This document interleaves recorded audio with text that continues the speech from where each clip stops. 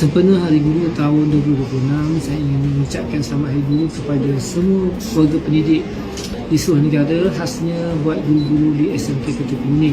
Semoga kita tabah mendidik anak-anak murid kita yang dari pelbagai latar belakang, sisi ekonomi, keluarga dan sebagainya. Kita perlu sesuaikan dengan persekitaran setiap individu agar kita dapat melahirkan insan yang berguna, murid-murid yang berjaya dalam akademik maupun sasiah yang tinggi.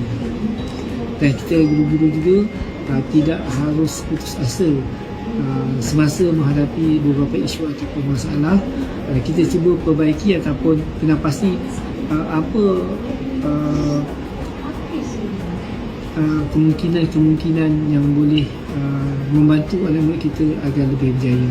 Walaupun dia contohnya kurang mahir dalam pelajaran, tetapi sangat berkemahiran dalam permainan, kita raikan apa yang mereka ada dan akhirnya mereka akan berjaya juga untuk menjadi manusia yang mulia. Masya-Allah.